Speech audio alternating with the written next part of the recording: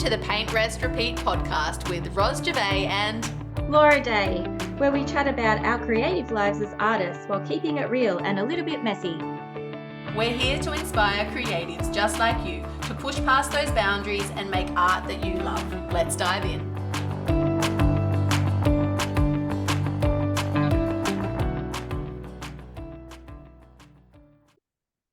Welcome everybody to another episode of Paint, Rest, Repeat. This week we have the beautiful Pamela J. Bates, who is an abstract artist, with us to talk about her story and how she has tapped into intuition to build her flourishing art career. So Pamela, welcome.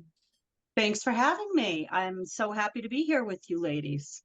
Would you let our listeners know a little bit more about your practice and how you describe your, art life currently, and then we'll dive into your journey as well. Sure. My name's Pamela Bates, and I am an abstract artist, and I like to say a soul-fueled abstract artist out of Stratham, New Hampshire. I'm about an hour above Boston. Everybody knows where Boston is. I'm about an hour above that. I am 15 minutes door to sand. I grew up on the seacoast of New Hampshire, and I grew up a mile from the beach, and now I'm about 6 miles. That's probably about my furthest distance I can go from the ocean. That often informs my work, as does the rest of nature and the small moments that seem ordinary but make life quite special.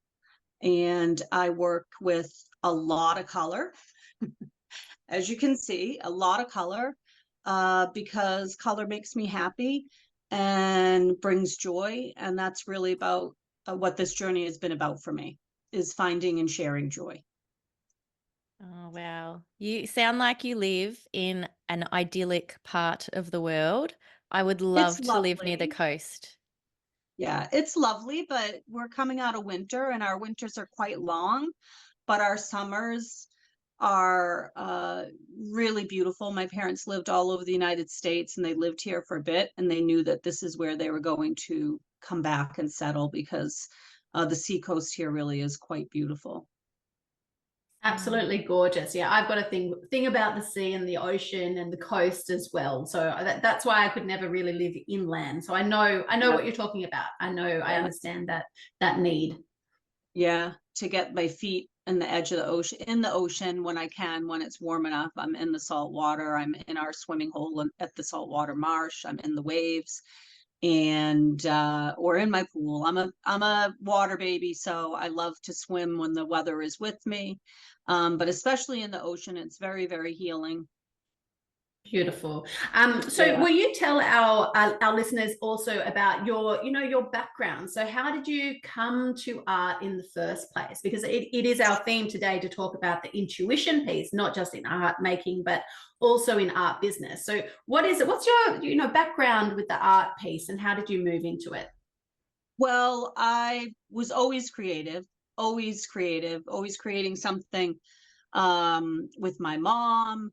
I remember projects in school. I was always making Barbie clothes and doing crafts. I just have always been a creative person. I went to school, however, for communication arts, which is still creative. I did a lot of writing and studied broadcasting and journalism and film in the Bronx, and then I came back here to live, and eventually after a few other jobs that were not the thing for me. Office management was not what I was looking for, but it was very different when I came out of school. There was not a lot of opportunity. It was a down economy when I came out of school, so I was doing whatever I could. And then I began my own business, and I had my own business for 23 plus years, probably 24 years. And I was quite burnt out from, I did graphic design and advertising design, branding, collateral, marketing, planning, and PR for small business people. And while I enjoyed it, that's a long haul, and there were other things going on in life, not necessarily with us, but just outside forces that affected us, and you know, with people we cared about, and it was just a stressful time.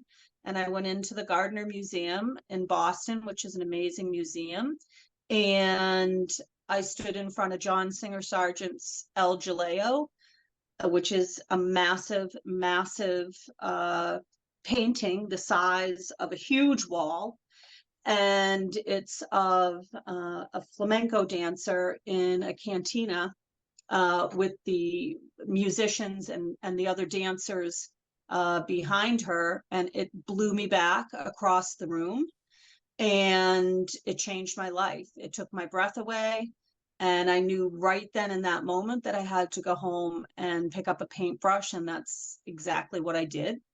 And I used what I had. And so I just recognized in that moment, listening to my intuition of it leading me, like, you need to go home and pick up a brush. And I did. And I just immediately fell in love with painting. And I had painted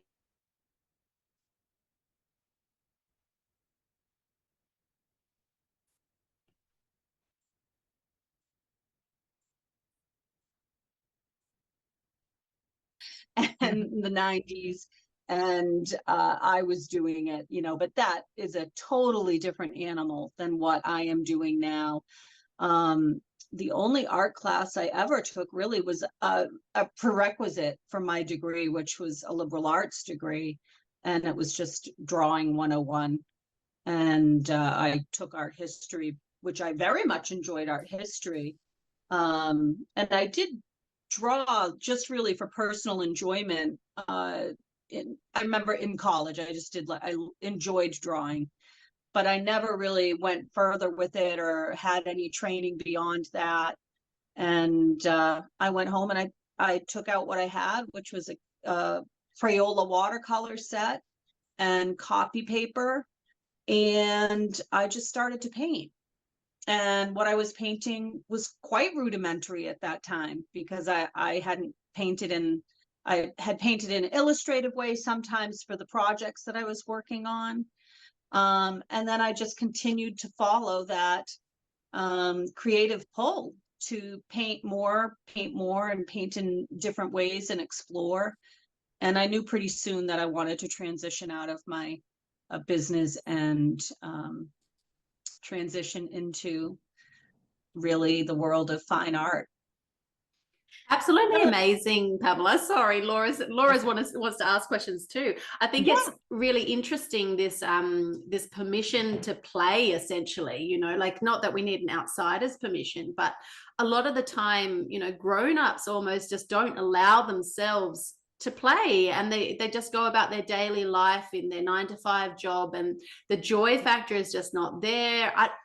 Anyway, and I think that's quite amazing about what you've done, and what a lot of artists have done as well.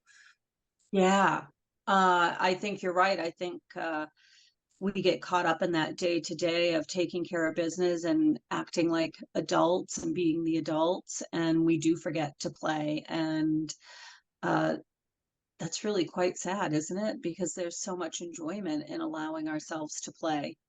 And to just follow that pull, whatever it is, like, of what's making you happy and what feels fun.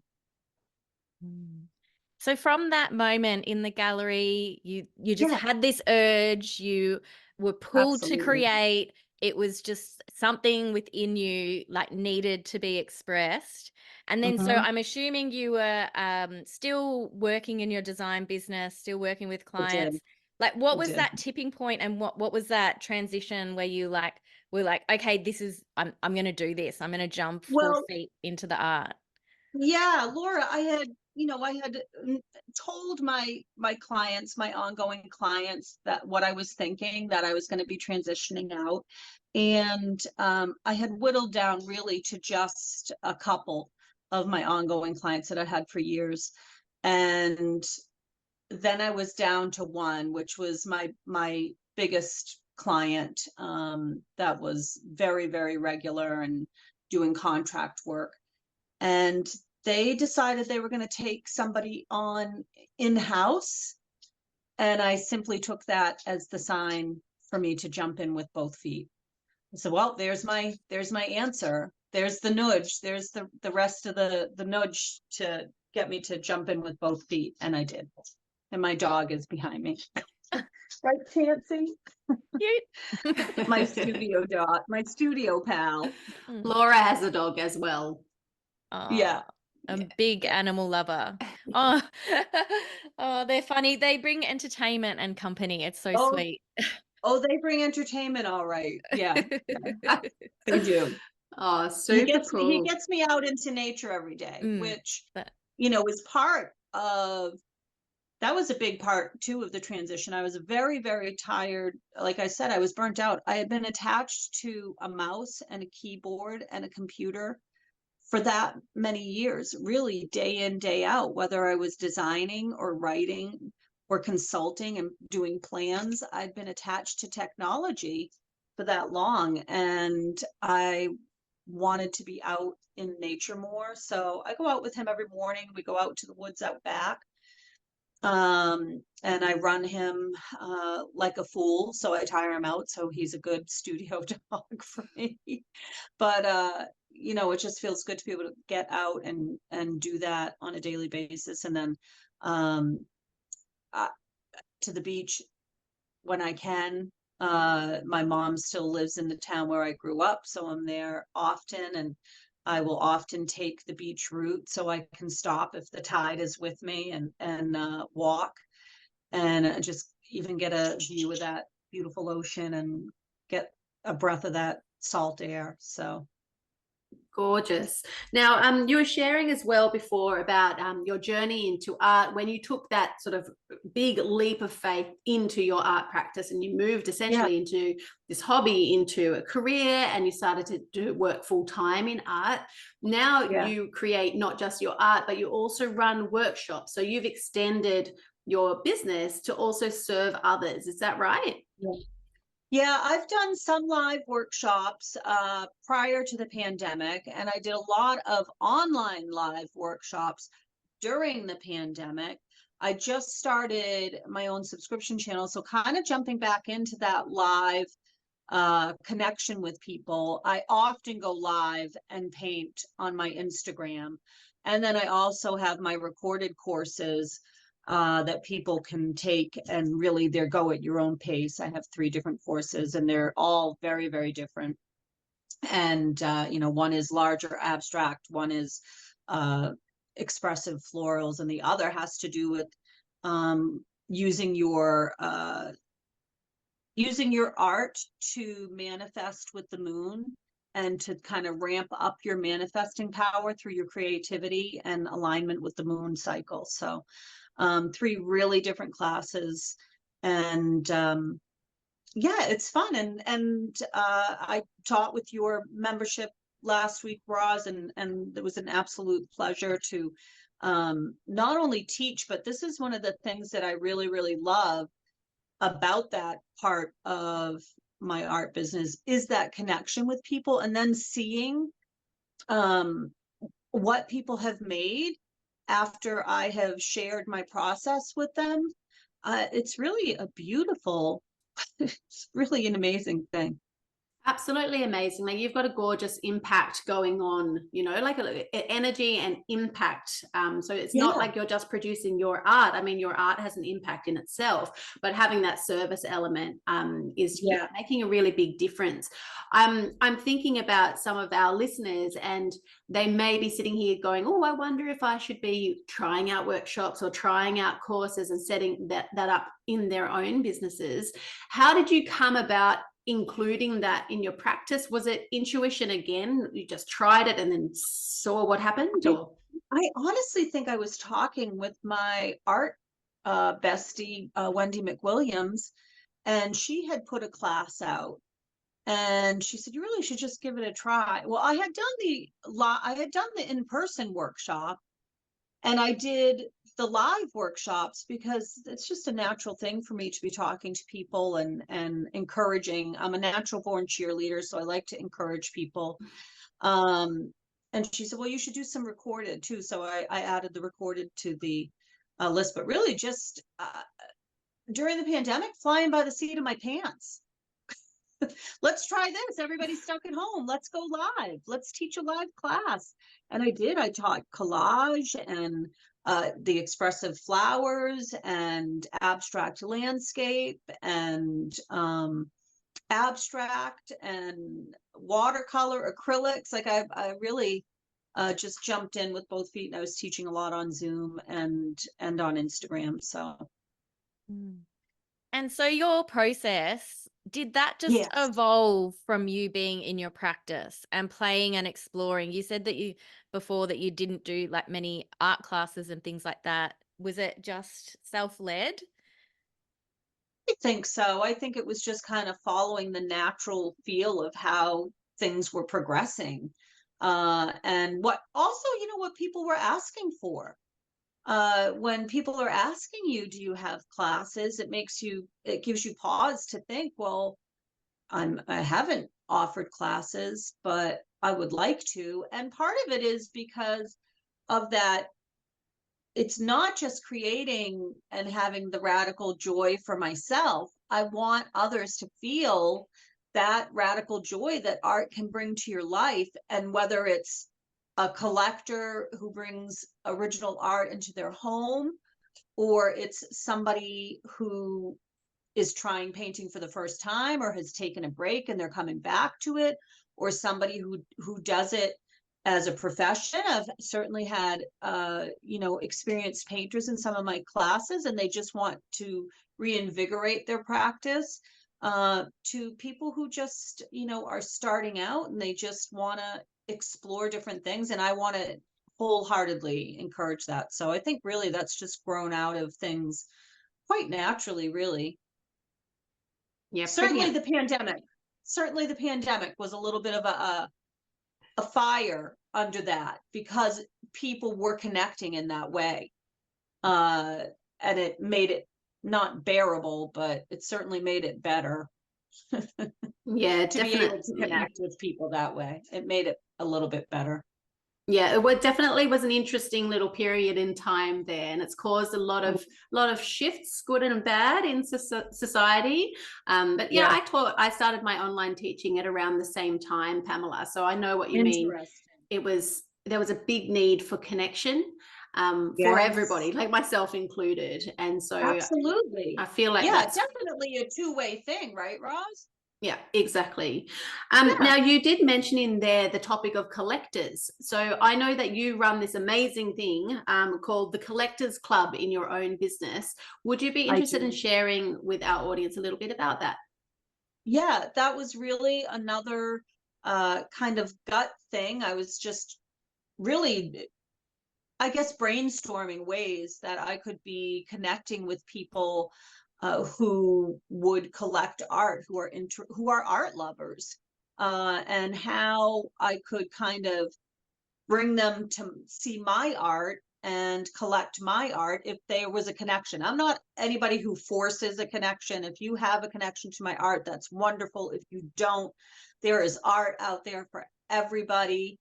It does not offend me in the least, but I wanted to create something as a means of connecting with people through art. And I had lost my dad maybe a couple of years before, and he was quite he was an engineer. He was a inertial guidance engineer for rocket and missile systems, and so he had that side of him, but he was also a very creative man. He was very gregarious. He was always doing something in the community, and he would always bring people together and organize different events to fundraise or what have you, to bring people into his friend's restaurant. They started the Bridge Club, the Royal Society Bridge Club. Nobody played bridge. Bridge had nothing to do with it. It was simply a fun way to gather and bring people into his friend's restaurant. And I thought, well, if he did that, like, how would my dad bring people together? Because I talk to him every day. So he's just as large on the other side of life and as he was in this plane. And I just felt, well, why don't I create an event that involves my art And I just decided to create Collectors Club so that I could kind of have, I just call it an online exhibit of my art. And I often will share right on my, it's usually right on my Instagram. I will share more of my art than I usually do. I probably share like 30 pieces over the course of a weekend. And that may seem like a lot, but in the end, that's been kind of a magic number for me to get, I guess, that rhythm of the algorithm going and to connect with people. I like that algorithm. I didn't know it. Yeah, right. I mean, it is kind of like sometimes it takes it time to get up to speed, and it takes a couple of days. And I've done everything from let's see, I've done art auctions. I've done plenty of art auctions for nonprofit organizations and causes I believe in. Sometimes I mix that into Collectors Club, and I do some art auctions straight up that, you know, are just about connecting with the right person. And some people really like art auctions, and then others are very intimidated by placing a bid, so they can always just price out, you know, do the high bid and call it a day. So they have that option. Then sometimes I do gratitude pricing, which is my way really of paying it forward, because I do feel very blessed to be doing what I'm doing, and my collectors have been so incredibly supportive. And so sometimes I do gratitude pricing. At other times I will do an art drop if I've been working on a collection, or even if I've been doing a lot of singles, and I will launch all of those singles at one time over the course of a weekend. And it's just been a really fun way. And then sometimes I'll go live and talk to people throughout that, show them my art in a different way. And I think that's really just part of growing your art business, is to be able to step outside of the box, or think outside of the box, think outside of where you're too comfortable, and try something different and see what works, and be willing to try different things, and don't expect everything to work. And it's okay if it doesn't. Yeah, it's okay if it doesn't.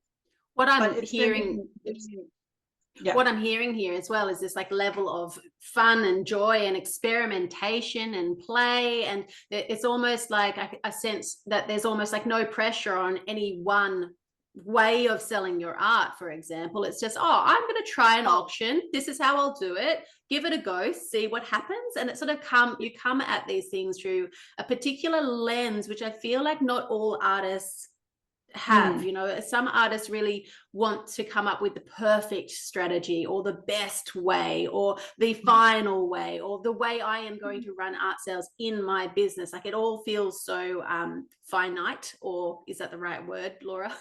Yeah. Oh yeah, structured, or like, yeah, processed in a way. Yeah, but I guess, you know, your art practice as well, Pamela, is very, very playful and expressive. And I just really love how that just is you, you know, and that's how you do you make not just your art, but it's how you built your art business from the start, but it's also how you operate your art business. I love life. I love dancing, singing, laughing.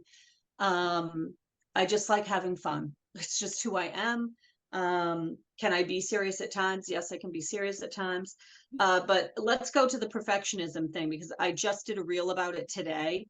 And I think honestly that perfectionism is just a disguise for fear. It's fear. And if you get caught up in that game of everything has to be perfect before I put it out there, whether it's your painting or whether it's something like Collectors Club that you're going to try, if you're doing a launch and you say, I can't do it yet, it's not the way it needs to be, you're not going to do anything. And you're going to be in the same exact spot you're in. You're not going to move forward. You're just going to be there. And that sounds horrifying to me. You know what I'm visualizing, Pamela? I'm visualizing, having that person that's struggling with perfectionism, just sitting on the fence, and then you being that cheeky person behind them that just gives them that little nudge forward. Like, go just do the thing. Yeah, exactly. I do say that often, just do the thing. Yeah. Because really, what's the worst that's going to happen? We're talking about art here. If we're not having fun while we're doing it, then, being creative souls, if we're not having fun, then what the heck are we doing? Really, what are we doing? Stop making things so hard. Stop finding reasons why you can't do something, and just listen to your gut. If you're feeling pulled to try something and you think people will think you're stupid or it sounds crazy, do it anyways. Do it anyways. Because that's where the magic happens, is when you do it anyways. And it's all kind of information gathering. You try something and you say, oh, that didn't work out the way I planned. And not every collector's club is as successful as the previous or as the next.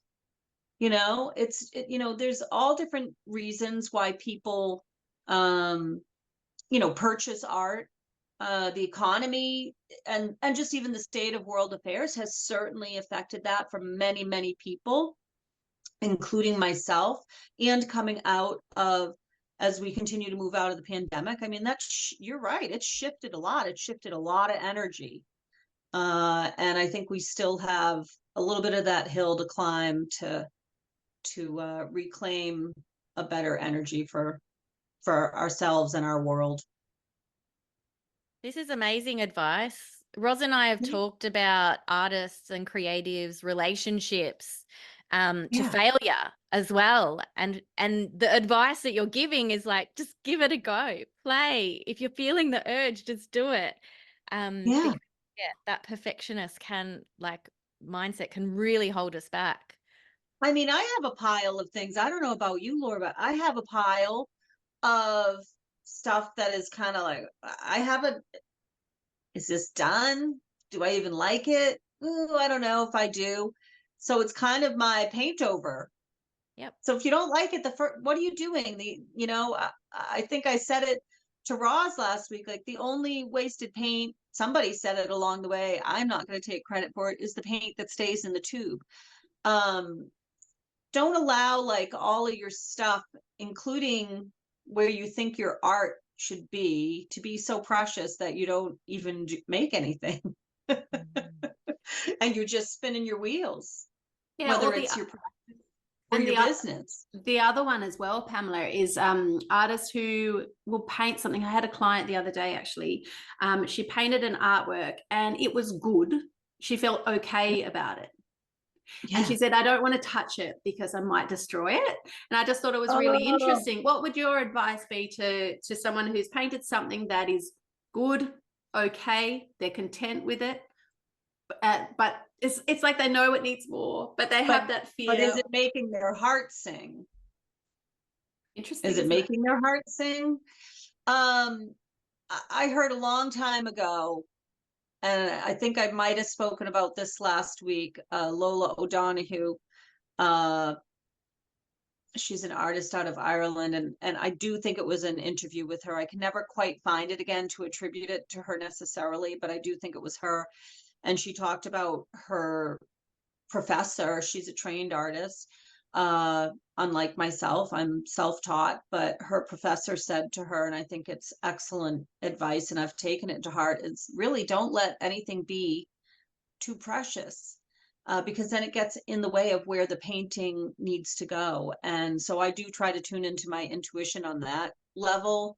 There was a painting I'd done, and my girlfriend was on a video chat with me, like, oh my gosh, there's a cardinal in there. And I said, I know, I saw him in the flowers. And she's like, oh, he looks so great. I said, he may not stay. Don't get attached to him. He may not be here the next time you see this painting, and this painting may look utterly different, because I don't want to get in the way of the painting, and I don't want to get in the way of where I'm meant to go either, as a person.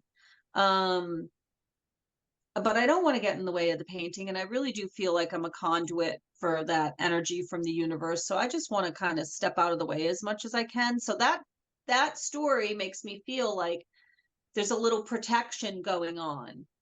Or maybe a little bit of fear of trying something new and different. And I'm not picking on this person in particular, because I think that happens with all of us. Mm-hmm. And I think what we have to remember is that the real art is us creating. The painting is the result of the process, which is, that's the art, the process, us creating something from nothing. And every painting is not going to work out, and that's okay. But if you look at entrepreneurs that have been very, very successful, and you can apply this to your life, or you can apply it to business, and you can apply it to art, they try and they try again. They've had most of them have had multiple businesses before they get to the business that is the one that we know them for. Yeah. So Always, be willing to try. Yeah. Always learning and growing and expanding. Yeah.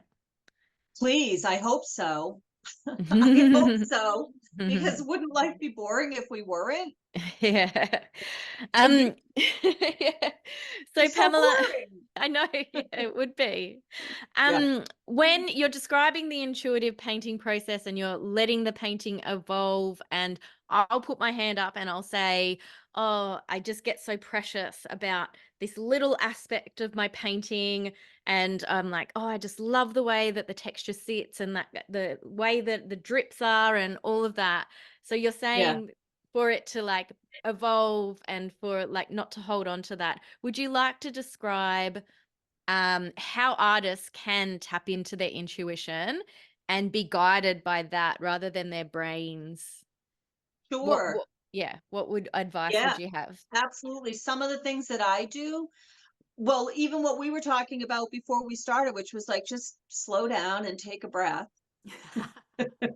Don't forget to breathe. Slow down, take a breath.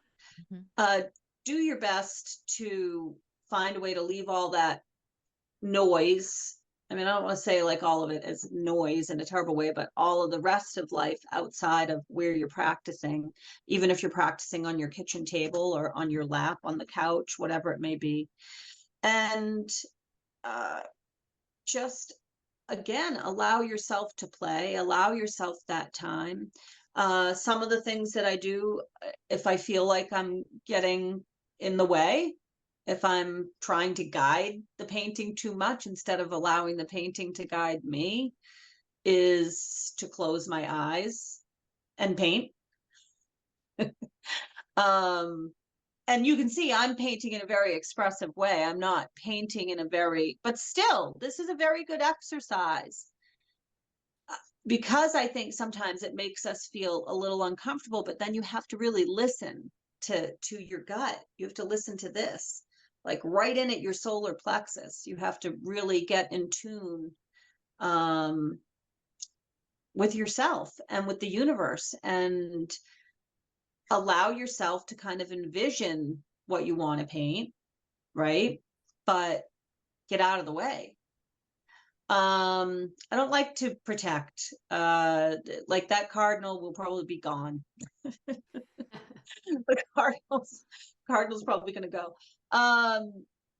So painting with my eyes closed, painting with my non-dominant hand, with my left hand instead of my right hand, because that keeps things very loose and free for me. Sometimes if I am painting in my sketchbook, and this came about because I was painting, I think in my sketchbook, or I was painting a small canvas live on Instagram, and I could see in the camera that they weren't able to see very well. So I turned it the other way, and I will paint this way. So with the painting in front of me, but facing away, and paint this way. And I'm not usually in a camera, so I'm not seeing it. But just to kind of, number one, shift that energy, let go of the control, I mean, that's really the big thing, is to find the freedom in it, to find the freedom in your process.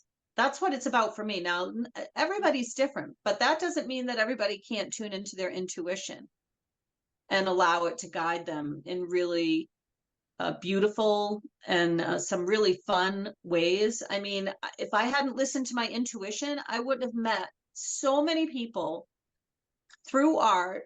My art wouldn't be in homes from Australia. I've sent so many to Australia. I think it's a color thing. I think it's a vibrant color connection we have. Really, more than the United States, Australia is my second country. So, that buys my art the most. Yeah, so if I hadn't followed my intuition, I wouldn't have discovered the healing properties of art, which were very, very important to me after I lost my dad.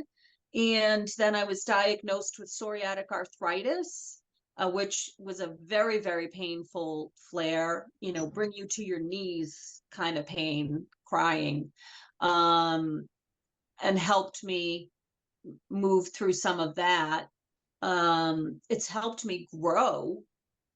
And just think, if I hadn't listened to that initial pull when I saw John Singer Sargent's El Jaleo and gone home and picked up the brush, and then followed that pull again to continue exploring, to take it bigger, to try different mediums. Oh my goodness, I can't imagine having missed out on all of this. That would be such a shame. That would be such a shame. Because I'm having a ball. And that's what it's about, isn't it? It's absolutely inspirational, your story, Pamela. Yeah. I mean, it's so much fun, art, and it's connected me with so many really amazing people. I met my friend Wendy that I mentioned before on Instagram through art, and she's my best art friend. Like, she's one of my besties. We talk every single day, encourage each other. And that's something else I want to say about the art community, like, so encouraging, so sharing. When one of us has any kind of win, whether it's, you've done an art exhibit, you've done an art fair, you've sold a painting, you've tried a new medium and you're having success, or you've changed your painting style has evolved in a different way and it's really speaking to people. It's a win for all of us. Like, it's just a win for all of us, and that's there every single day. It's just there every single day. So yeah, what a blessing that art is. I feel very blessed. So if our listeners would like to go and check out your art and see what we're talking about, number one, go over to YouTube to watch the video, but also, where can they find you, Pamela? Well, they can find my website at pamelabates.com. On Instagram, they can find me at Pamela J. Bates. On Facebook, it's /Pamela Bates Studio, because I couldn't get anything the same. So we just winged it. And that's what I would also say, like, wing it. Don't get caught up in the little teeny details that stop you from doing things, whether it's perfectionism or you're just focusing too much on the teeny tiny stuff that in the end isn't going to make a difference. Take the steps. My class links are right on my profile. My subscription is right on my profile. And I'm just painting live there and having fun with my subscribers. And but Instagram, I'm there every day. And that's one thing that I have used very consistently to grow my business, as well as reaching out to people in person, like you ladies did last week, right? Connecting with other artists and connecting with people in person. We can do that again. So I would highly suggest it, because it's just another layer of how to grow your practice, not just your business, but your practice. It's important for artists to be around other creative people and share ideas. And totally on board with that. And people can visit in person if they're in your vicinity. You're doing an exhibit in July and August. You're working towards a show. I am, and I'm just kind of gathering ideas and what direction I want to take, and I want to start painting soon. I'll be at Blue Door Gallery in York, Maine, from the mid-July to mid-August. Very much looking forward to it. Was part of a really wonderful a group exhibit in the fall, and met so many lovely artists that way. This is a solo exhibit that I'm doing at Blue Door. Really looking forward to it. The gallery owner her energy is fantastic. She's an amazing artist herself, and she's dreamed of opening a gallery. So I feel really lucky to be part of her dream. She's been having amazing exhibits so far. And then my work is also at Windows on Water in Exeter, New Hampshire, which is kind of a group gallery of all local artists. And I just am always amazed at the talent, and as I'm sure that you ladies are too in your areas, amazed at the talent. And I'm amazed every day on Instagram, just absolutely amazed. Thank you so much, Pamela, for being with us today. I'm just going to read out a quick review before giving you an official goodbye, if that's okay. Yeah.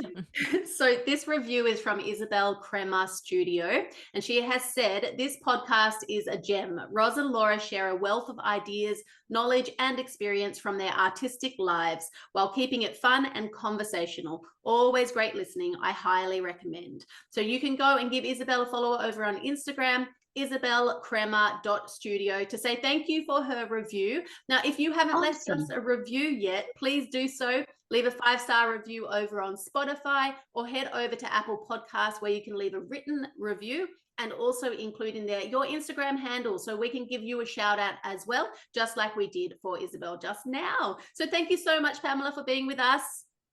Ladies, thank you. I really appreciate it, and pleasure talking with both of you. So I really do appreciate the opportunity to speak to people, tell my story, encourage other artists to just try.